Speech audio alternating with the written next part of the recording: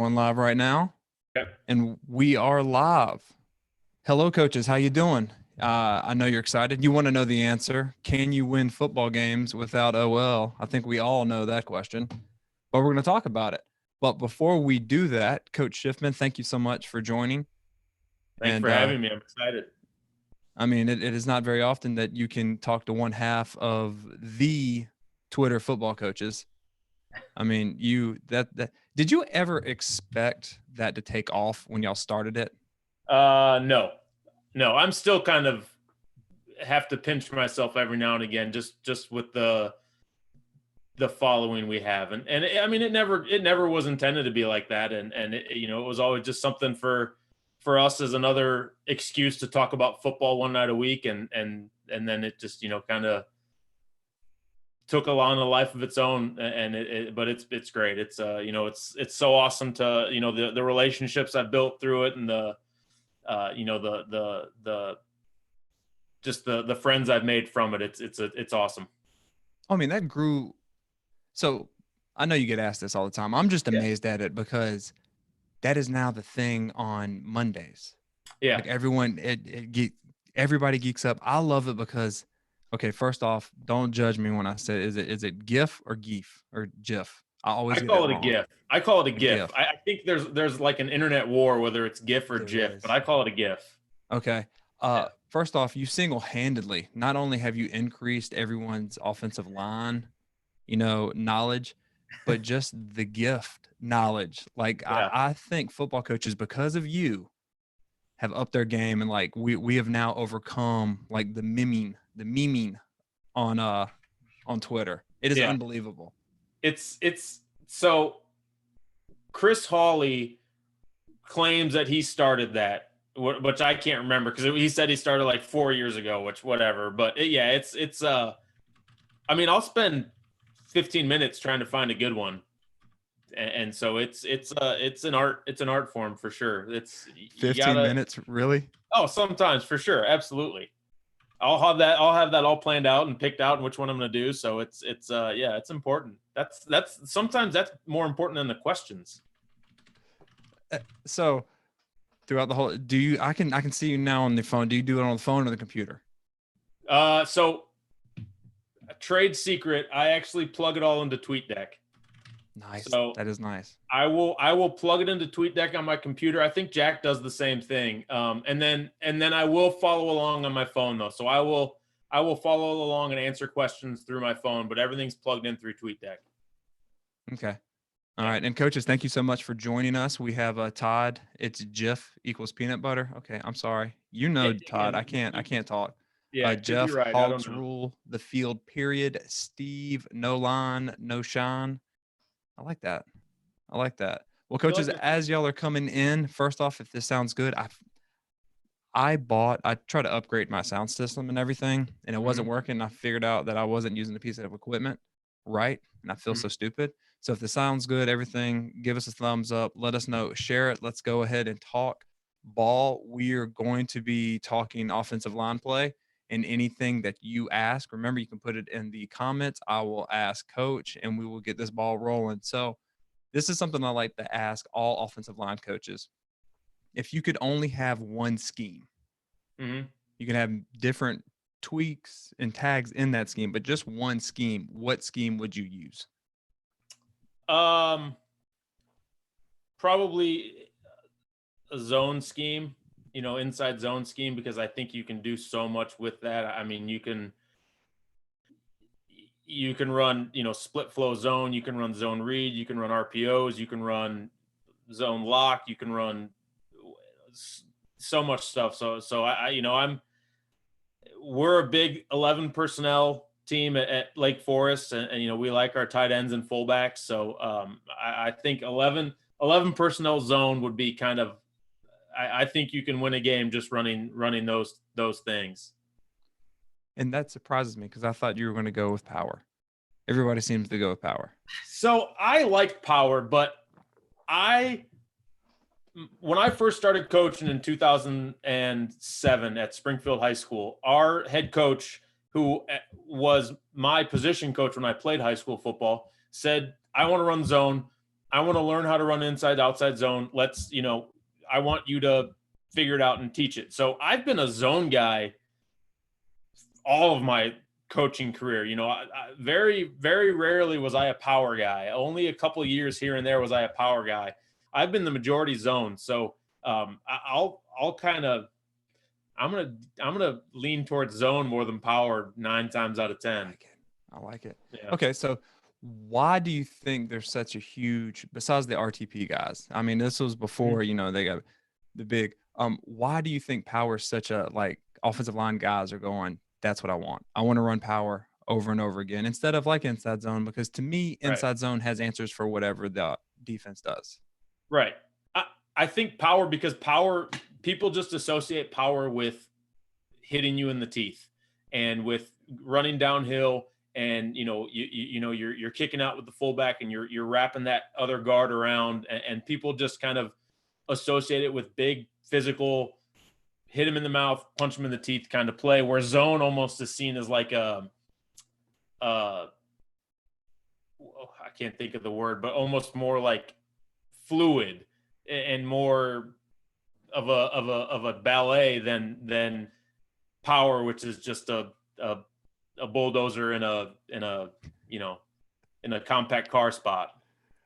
I gotcha. I totally understand. Yeah. And coaches, thank you again for coming in.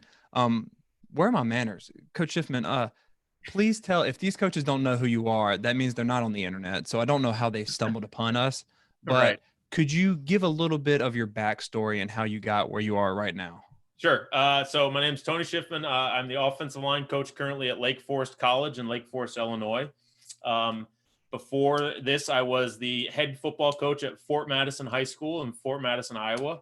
And I have been also coached at Rossview High School in Tennessee, Roanoke Rapids High School in North Carolina, and Springfield High School in Springfield, Illinois. So while it seems like I've kind of been around the block a little bit, it's all of my experiences have been great experiences, and I've learned a ton. And I love the game of football. I love offensive line especially, but everything about this game is I hate to use the phrase because I never use it, but I am very blessed to be a part of this game.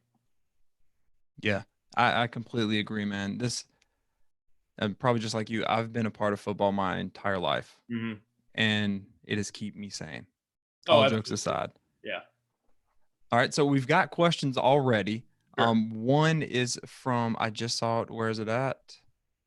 All right, Todd. He goes, how do you put undersized kids into position to succeed on the line? What are your thoughts on that?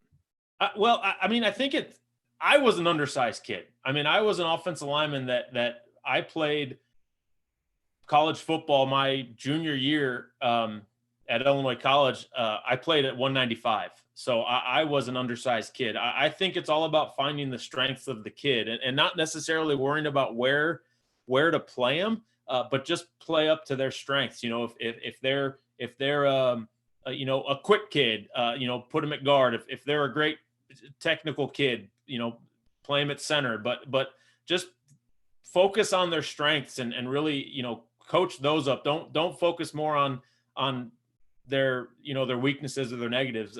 Focus on the positives. I mean, I can think of a million examples of kids that I've coached who didn't pass the eyeball test anywhere. We coached a 170-pound guard at Springfield High School. We had a 5'8", 150-pound center.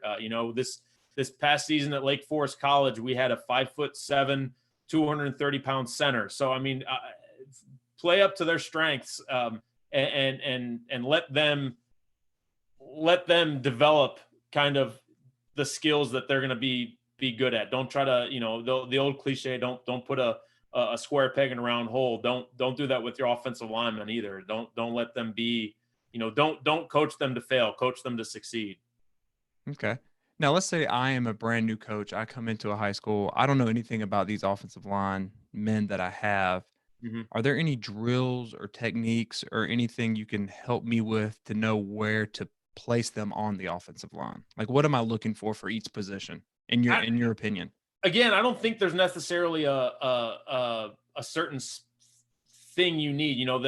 You'll get some coaches that argue you've got to have a big, tall guy at tackle, or you've got to have a bigger guy at whatever. But again, there's no, especially at the high school level, there's no perfect mold for a guy. There's no,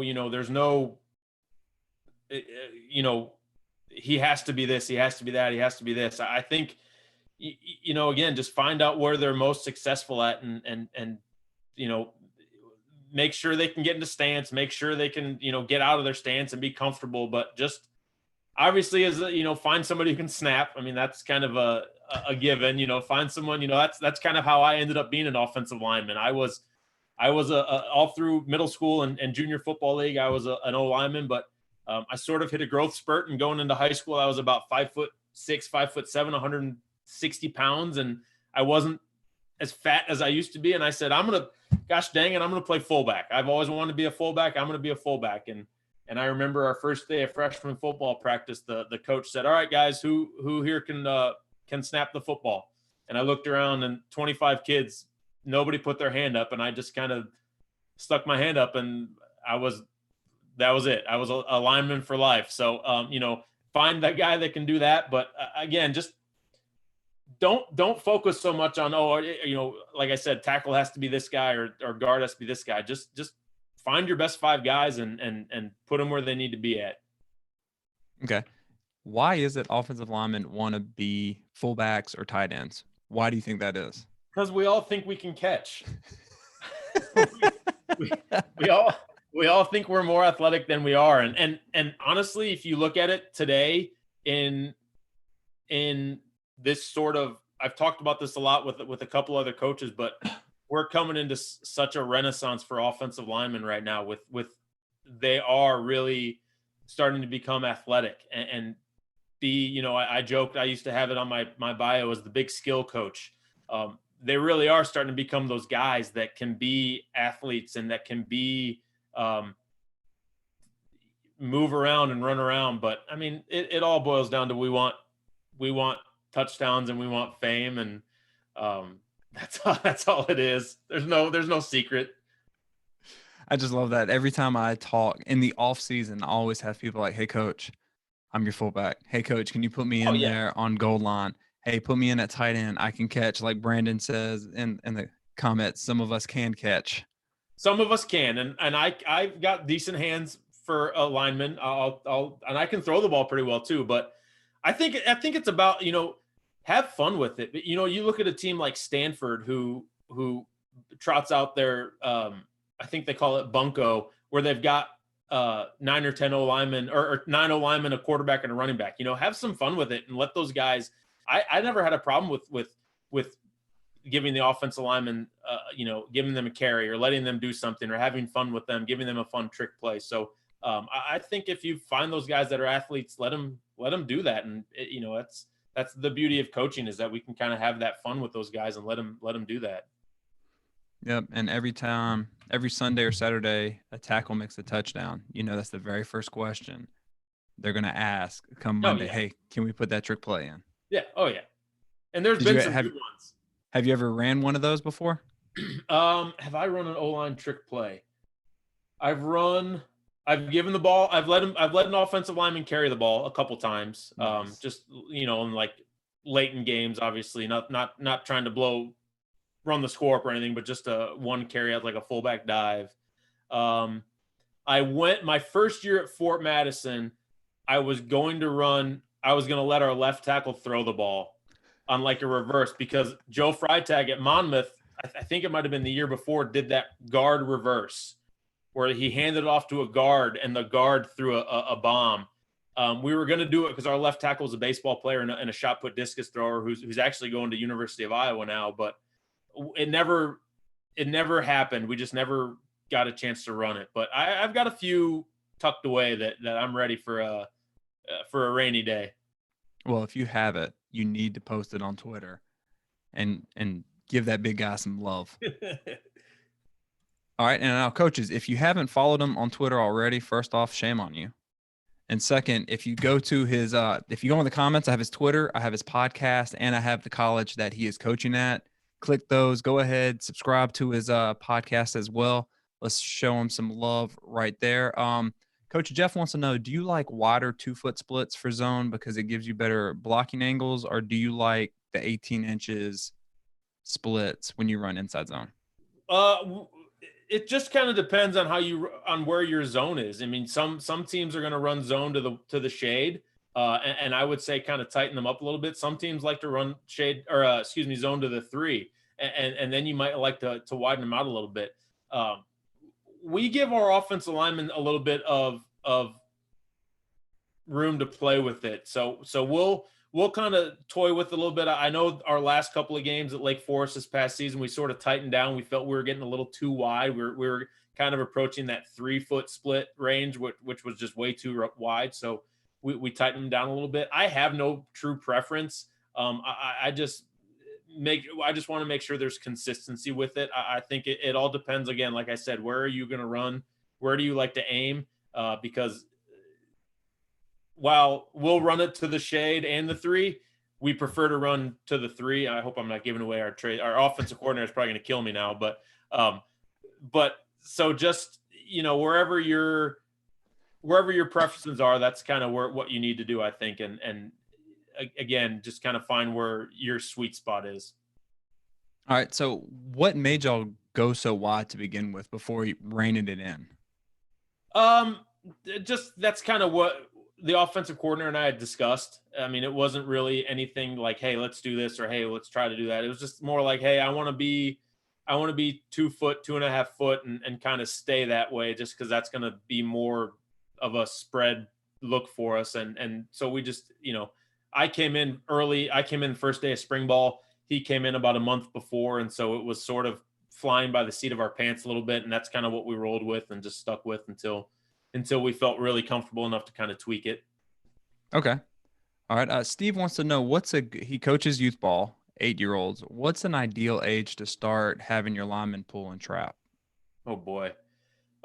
He's not going to like my answer because I'm going to tell him not to even I'm going to tell a kid not to play football till 5th or 6th grade anyways, truthfully, especially padded. I think in this era, in this generation, we're going to start seeing a lot of burnout, unfortunately, from kids that have played tackle football till they were since they were 5 years old.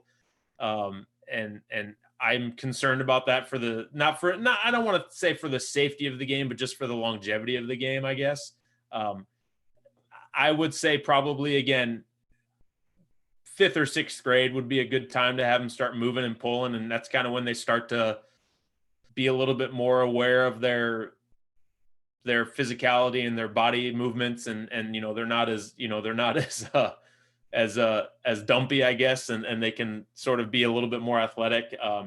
So I'll stick to 5th or 6th grade. That's my final answer. Okay. I like that. Okay.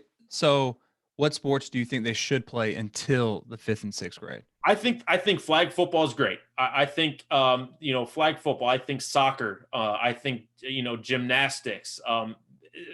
Truthfully anything. Like, that's the beauty of being that age. Like, my sister and brother-in-law. My nephew is 9 and going to be 10, and he's played tennis. He's played flag football. He's played basketball. He's played soccer. He's played baseball. He's played everything. And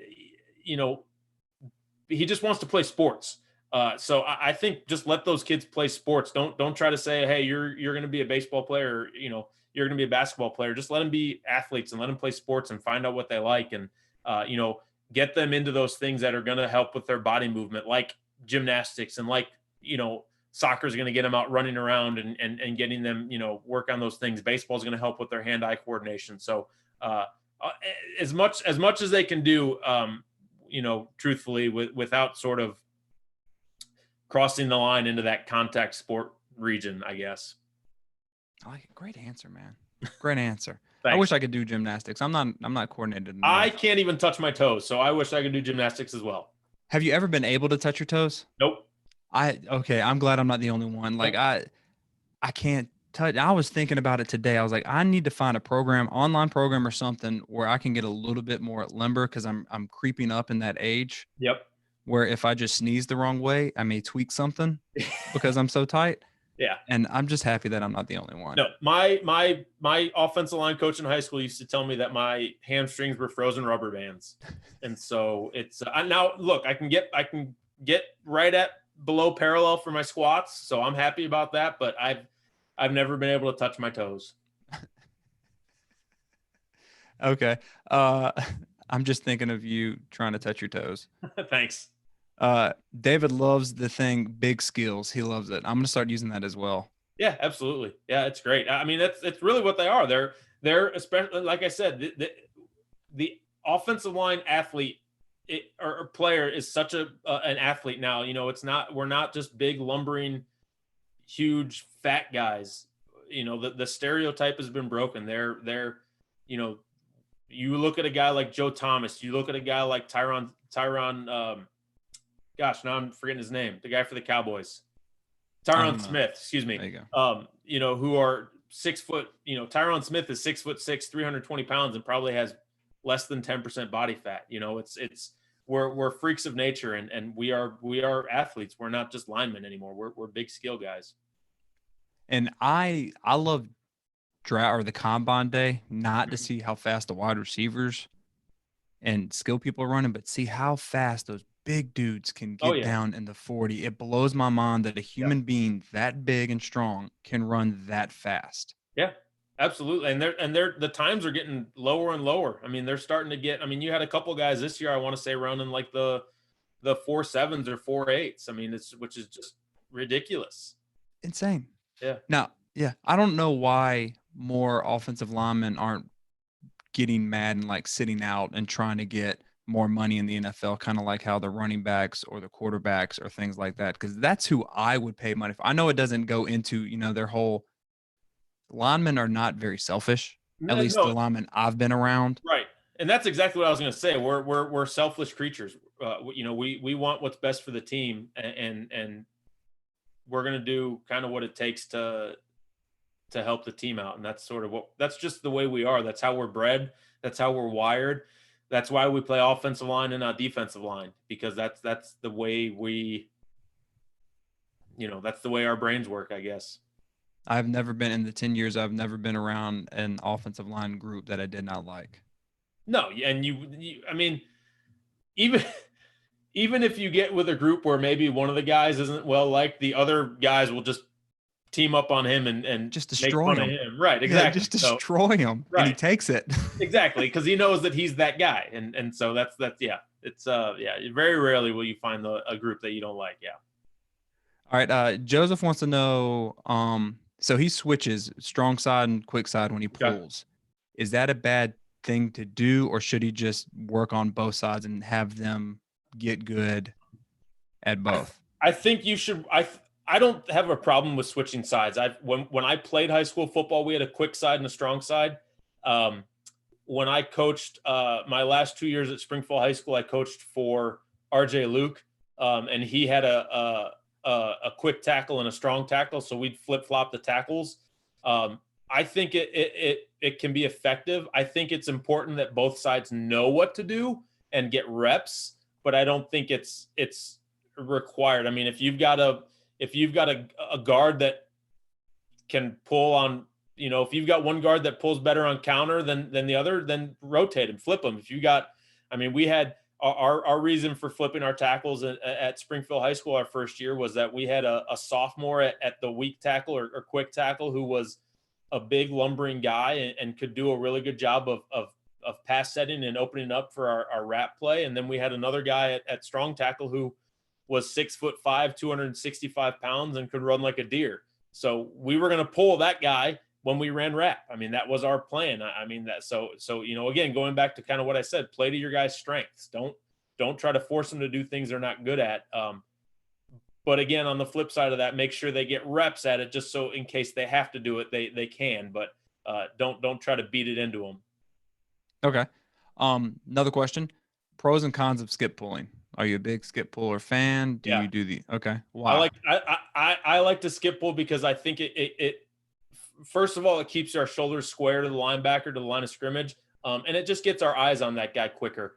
You know, I was always a guy when I first started coaching that would, open up and run and go. But your first move is you open and you tune your head on, especially on power, you tune your head and you're not looking at your guy you're blocking. Where now if you skip pull and drop that foot back, your eyes are straight there to him. So you're going to have a not necessarily a better shot, but you're going to have a cleaner, quicker shot maybe.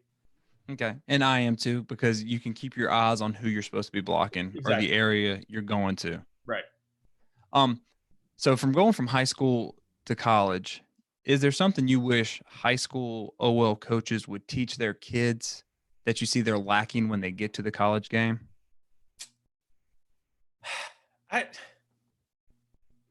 No, because there's a lot of, I'll be honest with you. There's high school coaches right now that are better than, obviously better than me. There's guys that are coaching high school offensive line that are better than the coaches at Power 5 schools. But I think just making sure again that they're getting all the basic skills. I think making sure that they're getting that foundation they need to be successful at our level.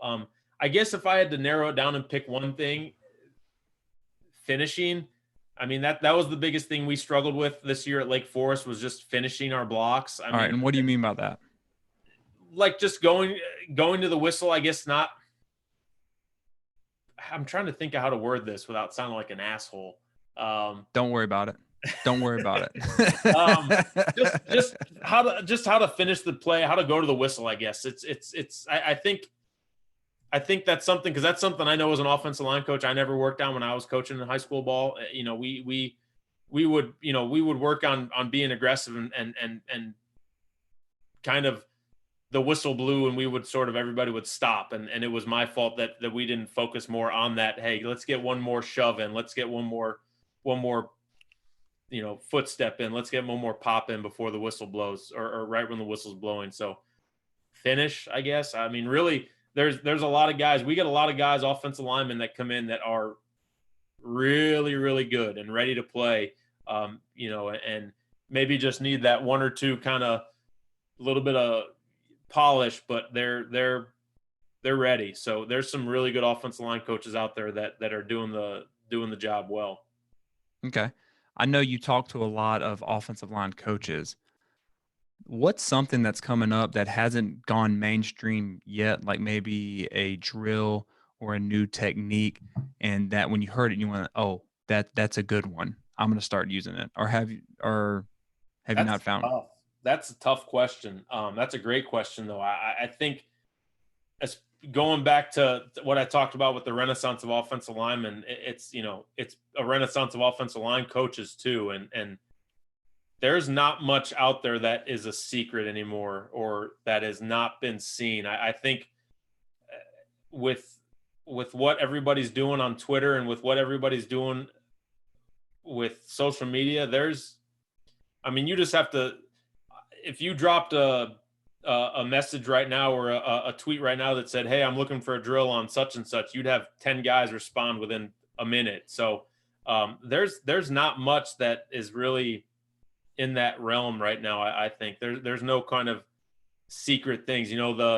For a while it was the LaCharles Bentley stuff was kind of out there, and then you have your Scott Peters crew, and you've got your Paul Alexander crew, but they're all too busy fighting with each other to worry about anything, any new schemes or drills.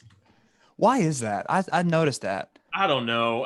It drives me nuts. I wish we could all just be offensive line coaches and just appreciate what everybody's doing, because I know from my perspective, I take things from everybody. I've got great memories of Paul Alexander and Midwest Lineman Camp when I was a high school student and a high school coach. I take good stuff from Scott Peters and what he does with torque and arm play, and I take great stuff from LaCharles Bentley and what he's doing with body composition or not body composition, but body movements and how the technical side of things. So we're all doing such great things. I think it's important to focus on the kids and not so much about what we like or dislike. I agree. But I have noticed that sometimes I'll just go to bed and I'll wake up and I'm like, damn, I missed a fight. Yeah. There was just one just happened with the air raid guys. I have no idea what happened, but it got heated, I guess. Yeah, and I was what happened then was I was watching Frozen 2 and I fell asleep. And I woke up and I'm like, what happened, man? It seems like people just went all out scorched earth on both sides, and I missed it. I had popcorn, but I was using my popcorn to watch Frozen 2 for that. Oh God, that's the one thing I hate about this pandemic. I have seen Frozen and Frozen 2 a combination of like 8,000 times. Yeah. That I don't have to worry about that. We my girlfriend and I got through Ozark. That was what we did. We got through all 3 seasons of Ozark. That's been our Frozen 2. Okay. All right. I've watched the first Jordan documentary and I'm saving it. I really hate Netflix has ruined me. I like to have the entire thing so I can binge all the way through. Yeah. I can't just watch one and then wait a week. Yeah. It's been tough. I tell you what though, I'm a Bulls fan. I'm a Chicago fan. This is just kind of it's been a lot of really good memories.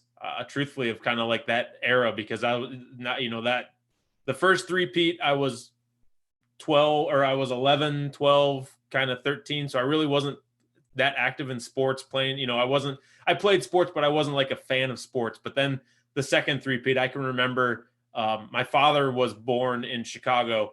And so growing up, he would always get the Sun-Times and the Tribune. So I read the Sun-Times and the Tribune every morning at breakfast. So it was, I got to read, I saw the box scores, I read the story. So it was always kind of, I definitely paid a lot more attention. So it's been a fun trip down memory lane for watching that. It's hitting you with all the nostalgia, man. I know. All right, let's get back to this. I could talk all day about it because my dad and I would watch the Bulls. He's a basketball coach, so we would watch the Bulls. And like you, I don't remember the first 3 like I do. I kind of remember Paxton hitting that last shot and everything like that. But to me, I was all in after he came back from baseball. Yeah, me too. Yeah. All in. Like anytime there was a game on, I was sitting there watching it. I was reading the articles. I was reading the books that came out. I mean, I was the same way. I was the same way. All right. Where I just saw a great question.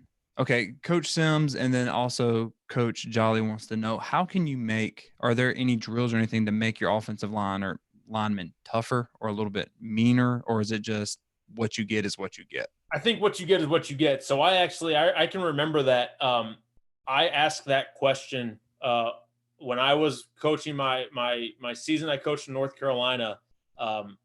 We had a couple moments of kind of not negativity, but just kind of a couple tough moments. And I remember I actually asked LaCharles that. I sent him a message. This was right when he was first getting started. And I sent him a message asking that same thing. And he said, no, you get what you get. Again, going back to what I talked about, play up to their strengths. If you don't have a tough group, but you've got a smart group, play to their strengths. If you've got a group that's going to run through a brick wall without asking questions, but can't remember the snap count, play to their strengths. So it all, there's nothing you can do to make them tougher. It's not, if this were 1955 and we could take them to, the Junction Boys and give them salt tablets and make them practice for 12 hours a day, we would, but we're not in that generation anymore. So, what we get is what we get, and just make sure that you coach them as hard as you can and get everything out of them that you can. My pet peeve with that is they still lost almost every single game. So that was like, because they had for like nothing 12 players left. Yeah, it was nothing. It wasn't until the next year when he got better players in that they did really well. So, but that just gets lost in everything. So Coach Jeff wants to know, would you put your better linemen on the backside of inside zone and also put them on the play side of outside zone? Yeah, you can. The first year that we had a lot of success with inside zone at Springfield High School, our best guy was our left tackle. And he was a lot of the times the backside of our inside zone. We didn't flip flop then. It was, we played straight up, but he was the guy that he could chase down that will backer better than anybody else on the backside. So we would do that a lot. And really, it depends on how you run your outside zone. I mean, are you running it where you're trying to get the edge? Are you running it like a true stretch wide zone play? What are you trying to get out of your guy? If it's trying to get the edge and trying to hook that guy, then maybe flip flop that tackle where he's now the front side tackle on the outside zone. If it's just trying to stretch him out and widen it out to get the cutback crease, then maybe you don't need to focus on that so much. Just focus on aiming points and getting that guy to run him outside and let the defender make the mistake. So again, just kind of playing. I know I sound like a broken damn record, but playing to the strengths of your guys is going to be, it's going to make you the most successful. All right. So which way do you like running outside zone? Running outside zone? Capturing the edge or pushing them? We pin pull at Lake Forest College. So we're a big 11 personnel team. So we'll pin pull and try to get outside with it. Okay. Why pin and pull over? That's how I hate to use the phrase, but that's how we've done it. We've, like I said, we got in a little bit late in the spring. So that's sort of what was established. We've had the offensive coordinator, myself, had a lot of really good conversations. We want to put in a wide zone stretch play because we think we've got the running backs to do it. Up until the point of last year, Lake Forest had always kind of had a guy who could get that edge and really get outside. But it's just something that's sort of been instilled with them from previous coaches that they've had for, they had the offensive line coach before I got here, had been here for 6 or 7 years and did a great job. So that's what they knew. With me coming in first day of spring, it was a lot easier just to kind of roll with what they knew than try to implement something brand new. Okay. How many run schemes are too many for the offensive line? It depends on your guys, I think. I mean, I think a lot of times coaches get into a lot of run schemes trying to out coach everybody or try to outsmart people. I mean, we've won championships. I've won championships, been a part of great teams running one scheme, running two schemes. At Rossview, we had a ton of success running power. I mean, we ran power gap schemes probably 95% of the game. And it was not like we told you we were doing. We had a tight end and a fullback, and we were running that way. We were running power 99% of the time, and then every now and again we'd run a counter away. So I think if you have three, I talked about this another time with another coach. I think three is enough. Where you can dogs are acting up a little bit. Sorry, that's fine. Damn dogs. That's why you gotta love them. Every time. What are they doing? Each other? No. No. Just dog stuff, just ripping ass all over the place. So three schemes, I think good. I think you can be successful with that. That's kind of the bare minimum. Great way to just go ahead. Sorry about that. No, that is fine. What kind of dogs do you have? We have a mutt who is the gassy one, and then a black lab. Okay. Yeah. Awesome. What I saw it. Let me. Sure. Okay. So Coach Ziegler wants to know: do you teach steps based on alignment or the type of block on the assignment? So do you do drive versus reach down, or are you just like a head placement kind of guy, or do you do a combination? Or I've been a combination for a while. I actually just heard somebody and talked to somebody who talked about, actually, I think it was Coach Caduti. He was talking about wide zone, and he talked about aiming points, step to your aiming points. And I really, really like that. And one of those things that had we had a spring would have been nice to sort of implement, but I've done both. I really like the idea of the aiming points now where, for a while I was a big 6-inch step, 6-inch step, 6-inch step. Well, that's BS. I mean, you can't keep doing that same step. You know, the only thing I will do is we won't lose ground to gain ground. We'll never do that on our zone. We're always going to gain ground and be the aggressor, so to speak. We always want to attack the defense. So we're always going to gain ground, but a lot of it's going to be aiming points. Yeah, Nick's aiming points are always nipples. I don't know why. Yeah. That's just what he loves. And shout out Nick, you and your nips. Would you recommend carrying both gap and zone schemes, or just focus on perfecting one type? I think you can do both. Okay. I've always been a guy that has coached both. Especially when I was calling the offense. We always kind of did zone and power. I think if you try to do too much with each of them, you're going to start diluting it a little bit. But if you let's say you run zone, split zone, power, and counter, that's good. You're good. Now you're not trying to do too much. But I mean, again, that goes back to coaches trying to kind of out coach everybody and try to do too much. Just be what you're good at and try to just get good at that. So, I think you can run zone and power and or zone and gap and be good at both of them, be effective at both of them. Okay. You said something that I liked when you were calling plays. Yeah. I'm always trying to pick people's brains.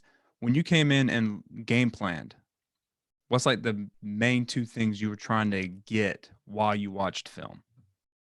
How they lined up to formations first and foremost, and sort of what coverage tendencies we could pick up. And we had my first year at Fort Madison. This is when I was calling plays. So not obviously now as just the offensive line coach, I focus solely on the front seven because that's kind of my responsibility. But when I was at Fort Madison, it was those couple of things. And our first year we had a really great staff who were good and unfortunately just through kind of life we lost a couple of those guys, and it became more of a struggle our second year to kind of game plan.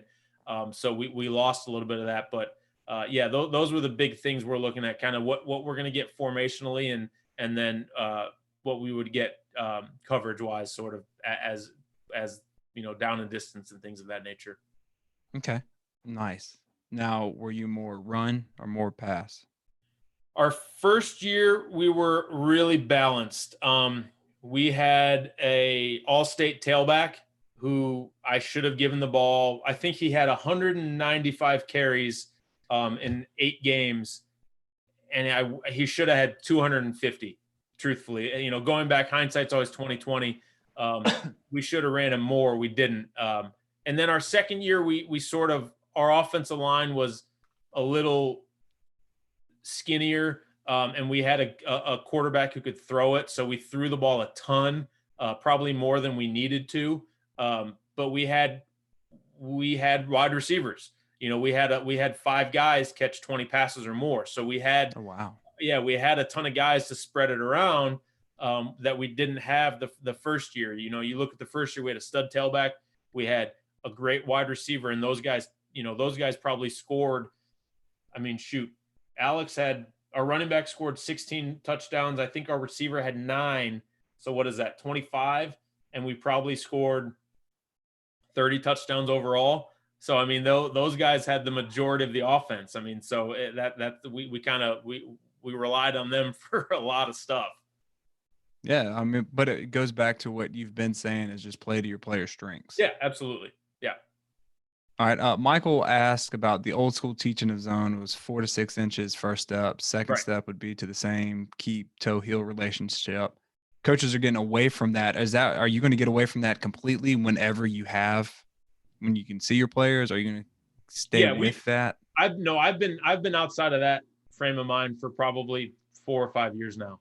I think I want to say my year in North Carolina in 2014, I sort of did that a little bit, but I don't think when I got to Rossview, I kind of got away from that. So what made you get away from it? I want to say I heard it at a clinic. I want to say we in North Carolina. So it might have been Dave Clawson when he was at Wake Forest, and I think he still is at Wake Forest. He talked about zone and sort of how they did it, and it was kind of the just go type of scenario instead of the 6-inch step. So that's sort of when I started to kind of get away from that frame of mind. Okay. Did you like getting away from it, or did you, Yeah, you're because going that way? Yeah, because again, it now the kids aren't worried so much about, oh, I have to take a 6-inch step. What if I don't take a 6-inch step? Now they just have to worry about, we're going zone right foot's got to move first. It doesn't matter if it's going up and right back down in the same spot, if it's going upfield attacking the guy, or where it's going. It's just got to right foot first. So it's been a lot easier on the guys that way. All right. Do you allow your guys to make adjustments in the blocking scheme themselves, or do you do any of that? Like, let's say we're playing an odd front and there's a 4-eye backside, we're running inside zone. We have a play where you can fold it. Yes and no. So we'll look at it and we'll discuss it kind of as the week goes through. Mm-hmm. And again, that's our job as offensive line coaches. My job as offensive line coach and as an offensive staff to kind of look at things and see what we can do. And then I'll let them, I'm a very big believer in asking, listening to the offensive line and what they have to say when they come off the field after a drive or after, a touchdown, and listening to them. And we can make those adjustments. I think we've got smart enough guys, and we've had, our offensive coordinator is adaptable enough that if we need to, now we're not going to make wholesale changes to anything, but let's say we do see that, hey, we can wrap him around here instead of something else. We will do some of those types of things, but we're not going to just let them kind of go off the cuff and make changes without discussion. Okay. 4 eyes, how do you combat them? Because they're a pain in my ass. I think, again, we had a lot of success at Rossview running power to them or with them. And again, it's just, we would teach that backside tackle to run like outside zone to cut that guy off. And so, we run power, we ran inside zone at him. I think it's just a matter of, again, finding what you're good at and repping the crap out of it in practice and making sure that everybody understands their assignment and what the defense is going to do. And it sucked for us at Rossview, because when we'd practice against our defense, it was a 3-4 slanting defense. So, I mean, you're talking, we'd run a power right, and that backside defensive end is slanting to the B gap or to the A gap almost sometimes. So it could be a pain in the ass trying to combat that. But just having, one of the things we worked on was it's something I learned from Joel Williams at Delta State when he was at Delta State, was he called it a snake block.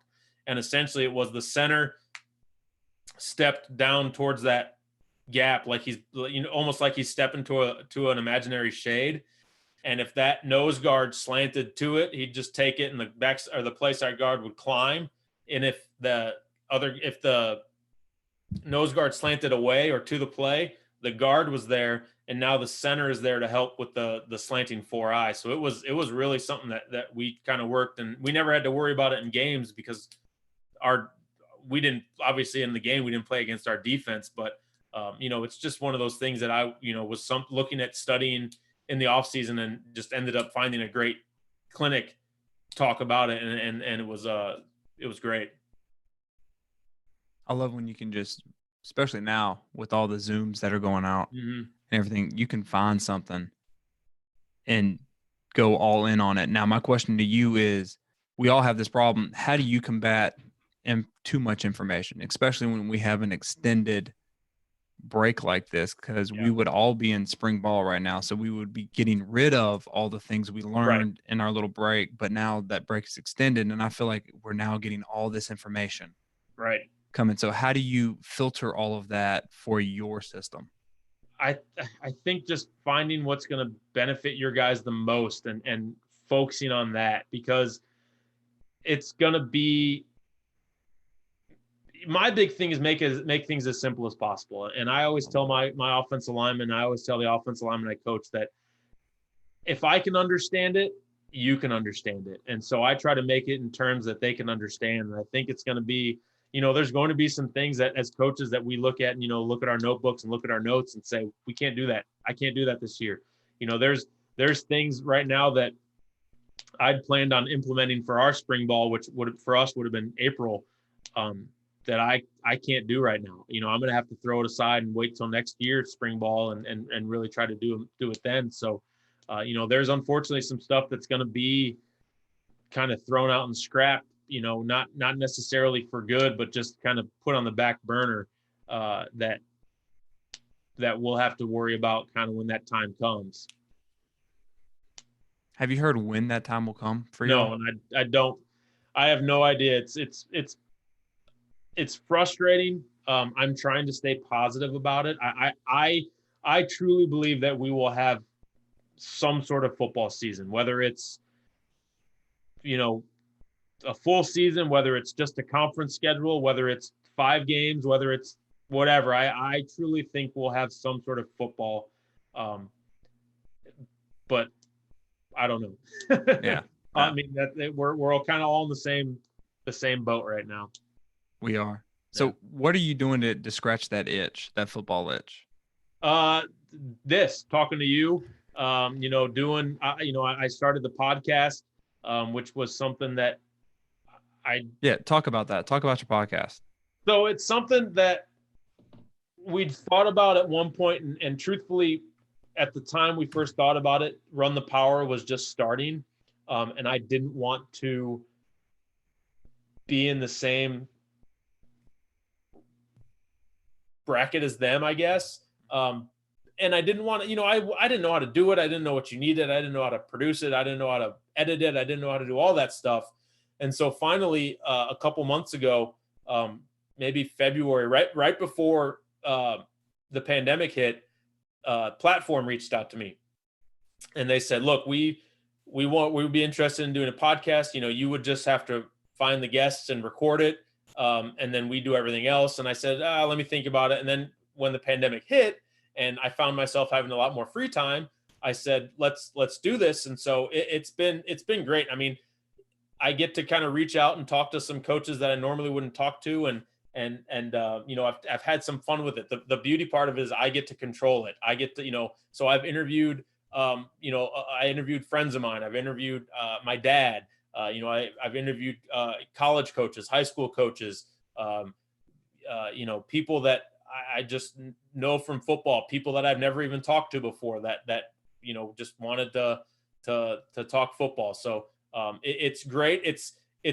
They're different than Run the Power. Those guys, I saw those guys just hit their 200th podcast and 1 million views or downloads. Out of the park. Those guys are unbelievable. I mean, I've been lucky enough to be on their podcast twice now, and it's something I told them. And truthfully, this is probably why I started my own. I told them I can do this every day.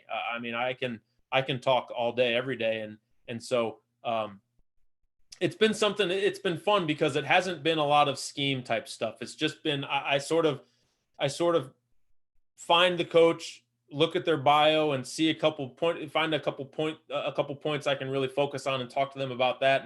And just again, it's one of those things. It's been great to network, great to make relationships, and they're anywhere from 15 to 25 minutes, so it's not a long. It's not a long podcast. We kind of get right to it, but it's been really fun. I got our 10th one should drop on Friday, and I've got like 40 or 50 kind of already in the bank, ready to roll because they're quick. I mean, they take 20 minutes and I'm done. So I've been doing 3 or 4 a day when I kind of for a little break from recruiting and just record real quick, and then they Platform does all the hard work. They do all the producing of it. So I get to just do the easy stuff and kind of have fun talking to coaches. And coaches, if you haven't already, I dropped it in chat. I'm going to drop it again with his Twitter.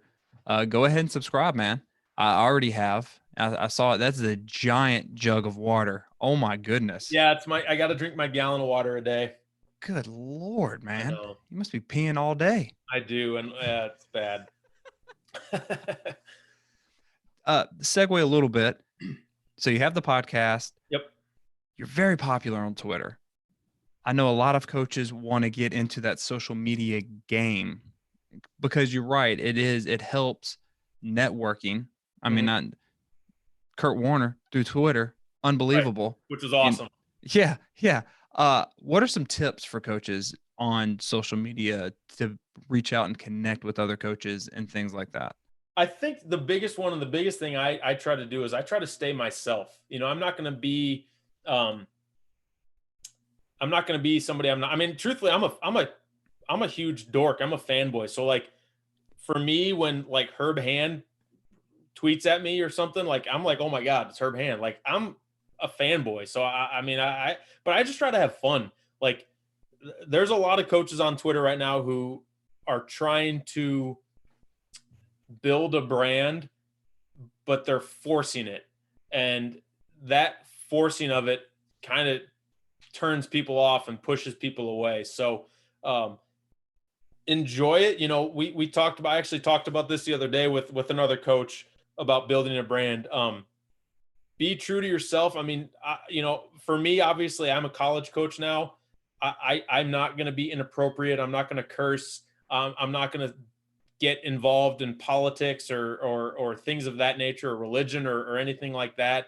I'm just going to kind of have fun, tweet my football stuff, tweet my fun things here and there, or funny pictures or things like that. But don't be afraid to reach out to these coaches. These coaches are doing the same thing you're doing right now. They're sitting at home on their phones with their families and not going anywhere. It's not like they're out recruiting. They're 9 times out of 10, more than 95% of the time, I'll say a coach is gonna, if you reach out to a coach, they're gonna get back to you, and they're gonna be very polite, and they're gonna be very very open and talk to you and answer any questions you have. So do that. Reach out to them. If you want to talk to the offensive coordinator at Penn State, reach out to them. Try to find them and do what you can. If you want to talk to the defensive coordinator at the 7th grade JFL team, do it. They'll talk to you. They'll reach out to you. So don't be afraid. Don't be shy. Build those relationships as best as you can. And like you said, this is a unique time, right? Where when you do shoot your shot, you actually have a chance of it going in. Yeah. Oh, absolutely. Because everybody's bored. Yes. Everybody, and I hate to say this, I'm gonna say it. We love our family, but when you're cooped up with them, yeah, you kind of want to find an excuse to get away, yeah, and talk ball or to talk to another human being. Yeah. Yeah. You're 100% correct. And like, just because you're talking football, I mean, that doesn't mean you're going to get into a 12-hour debate or a 12-hour conversation. I mean, I've had plenty of conversations with guys where they, ask them a question, or they ask me a question, I respond, they say thanks, and then that's it. I mean, it's a 30-second to a minute time frame, and that's that. But they reached out, they asked the question, I gave them the best answer I could. So I mean, it's all about helping each other get better and being a good being a good human being. I like to go with, when we interact, when you leave me, you're either going to be the same, yeah, or you're going to be a little bit better. I'm the same way with teaching and with coaching. I try not to bring anybody down, no, yeah, or anything like that. Yeah. And yeah, don't be weird. No. Case in point, I'm in a Madden league, all coaches Madden league. 32 coaches, 32 teams. I'm so jealous that I don't have a PS4. What are you, PS4? I got an Xbox. Oh, I don't have Madden though, so I'm double whammy. No, if you have an Xbox One, all you got to do is get EA access. It's like $6 a month. Yeah, Madden's free on there. That's all I do. All right, I might be getting on there. And if we lose somebody, you'll get in. I got Nick Caduti in. The thing is, a coach got beat, and then he just flipped out in the DMs. Just like flipped out. And it's like, dude, we're all just playing just to pass the time. Right. So, and he ruined like his reputation. That's the one thing that is crazy about social media. Yeah. Like, we're all coaches, then all of a sudden you throw these slurs out, which he did. Oh And boy. then, you're done. No one's going to help you. No. The word's going to spread, and you ruined it. Yeah. So That's ridiculous. But we get heated sometimes. Sometimes it's our competitive better juices. Yeah, but to do that is just that's I don't know anything about it. I won't comment on it any further. But you need to get an Xbox. You need to come in. All right. You need to. All right. Coach Storr says, where would you suggest a new coach go to learn if they've been out of the sport a long time? Twitter right now. I mean, you go to Twitter right now. If you find Coach Justin Grandinetti, he's got, I think, 215 Zoom clinics right now. Yes, he does. Google must love him right now. Yeah. If you want to find something and you can't find it on the internet, it either A, doesn't exist, or B, you didn't do a good job searching. You can find anything you want. You can go online and find football playbooks from the 1930s online if you really wanted to. And their games on YouTube. Yeah, exactly. I mean, you can find anything you want right now in this world of social media. I think Twitter is going to have those films, those clinics. And like I said earlier with Twitter, you can ask questions, build those relationships, find those networks. I mean, that's going to be social media. I know it's Facebook's kind of a pain in the ass, but Twitter I think is great for all of those things, for reaching out and finding any information you want. And like we said before, there's so many good coaches out there that will help other coaches out, that it really is. It makes me proud to be part of that fraternity.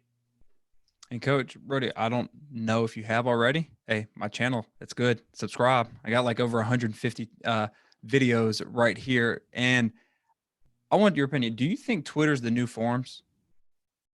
Yeah, I think Twitter is having a reawakening, especially during the pandemic, because there's a lot of people that think Twitter's gonna kind of die soon.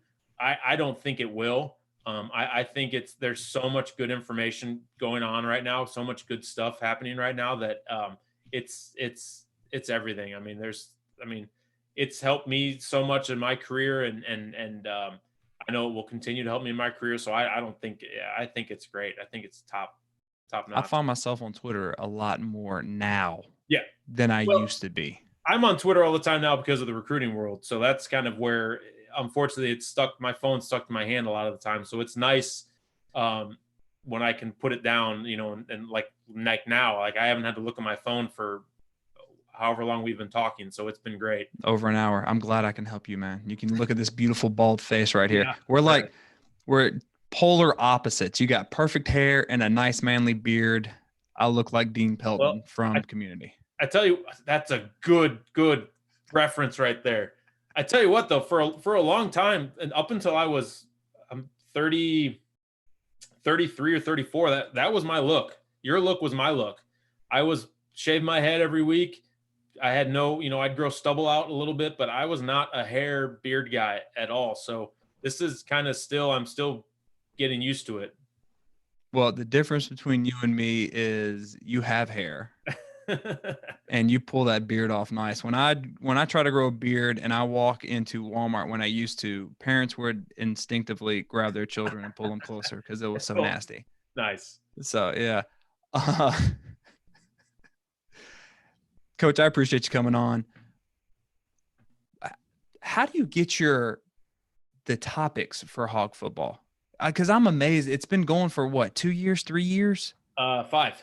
Jesus. And you'd never run out of topics. And I just find that amazing as a content creator myself. So we do a good job.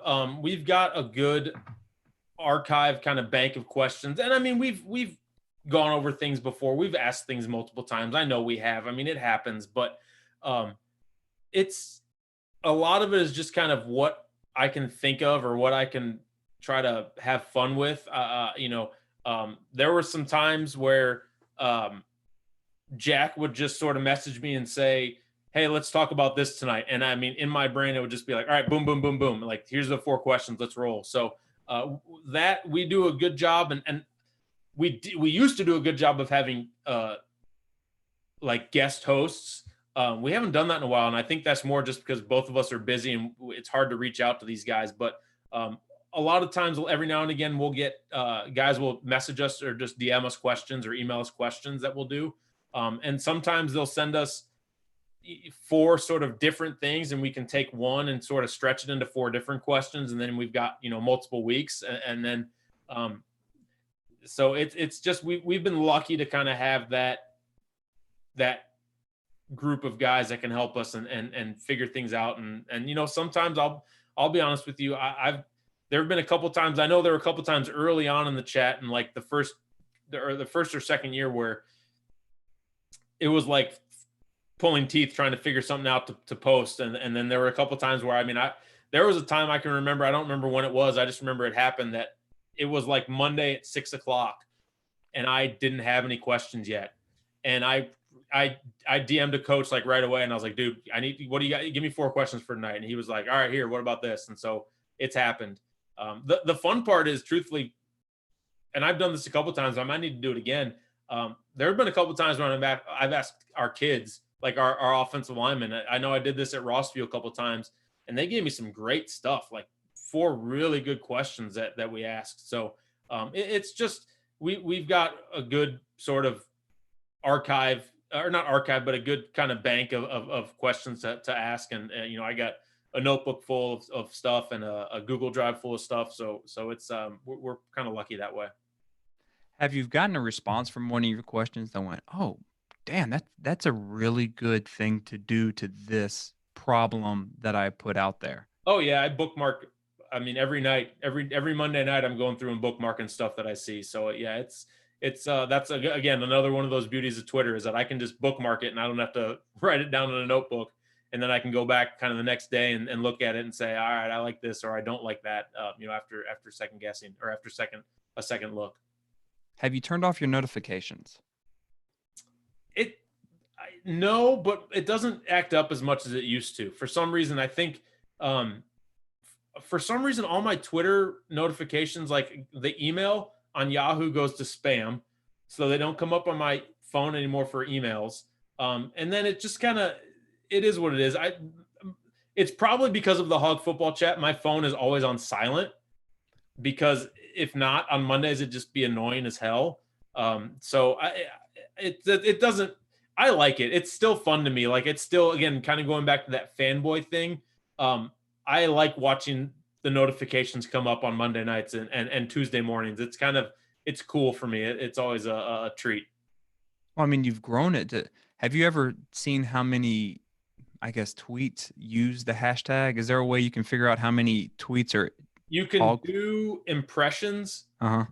But I haven't done it in a while. I'd have to look. I know it's always kind of fun to me and interesting to me, sort of, when those things, you get a lot of responses, kind of how many guys it reaches out to. So it's I haven't done it in a while though. I'll have to do that. You'll have to remind me sometime. I will, because I really like that and the reach. Every Monday night when I go on Twitter, that's the only thing that's popping off. Of course, I follow like nothing but football coaches. Right.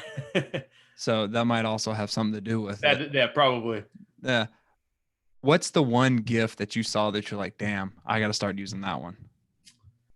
There's been a couple. So there was the one of the Ole Miss guy waving. That one was epic. I'm a big dork, so the Game of Thrones one, when the guy's sword lights up, the flame, that was awesome. And then most recently, the one that kind of got it for me was from the newest Star Wars, when the Millennium Falcon drops in. That one kind of like gave me the chills. That was pretty sweet. So those are pretty sweet ones, yeah. Did you like the last Star Wars? I did.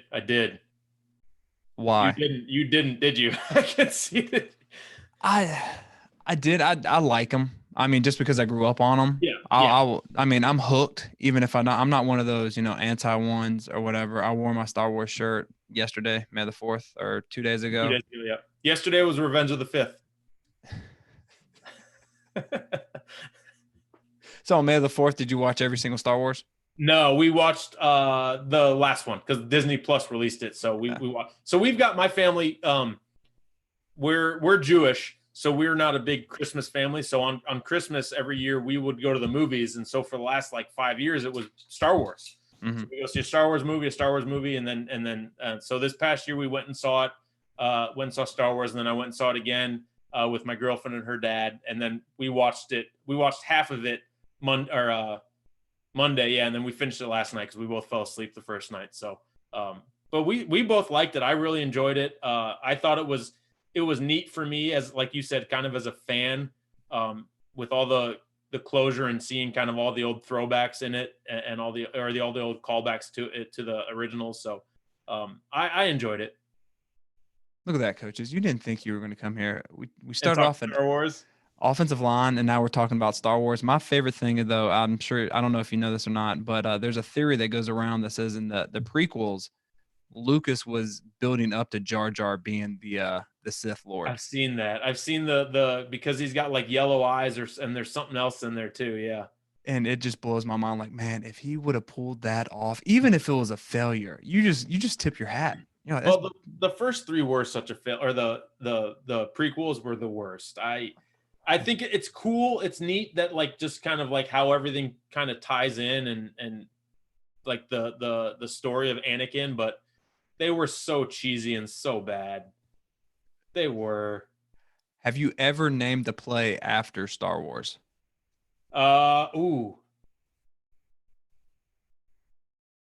No.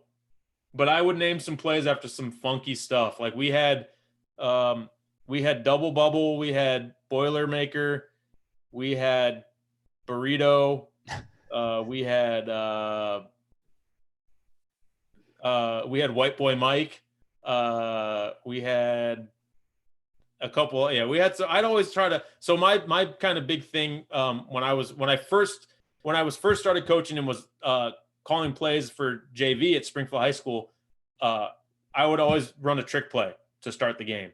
So it would be, it kind of evolved into, all right, we're going to throw the double pass. All right, now we're going to throw the skip lateral double pass. Now we're going to throw the skip lateral throwback pass. So it kind of all came to a head the last game of the year we ran, and I've got film of it somewhere we ran it at Fort Madison. We called it Boilermaker, but we called it Honey Badger at Springfield High. And it was, we threw a bubble to number 3, who reversed it to the number 1 receiver coming back, who flea flickered it to the quarterback, who threw deep to number 2. And it was like a 71-yard play. Both times it was like a 70-plus yard play that got tackled inside the 2-yard line. Oh man, because you need to find it. I've got the Fort Madison version of it. I don't have the Springfield High version of it though. Throw it up on Twitter. I will. I'll find it. I'll put that up. I'll put that up sometime soon. All right. Well, Coach, thank you so much. We've been here for an hour and 15 minutes. Yeah. I could talk to you all day. Coaches, again, go subscribe to his podcast. All right. You got nothing better to do. No, right. Yeah. We're all at home. You like this because y'all all stayed. Subscribe, listen to it. Make sure you check in when is it? Mondays at 8 Central? Mondays at 8 p.m. Central. And then podcasts drop Tuesdays and Fridays. Okay. Well, Coach Shiffman, thank you so much for being here. Coaches, until next time, let's continue to master the spread, score points, and have fun.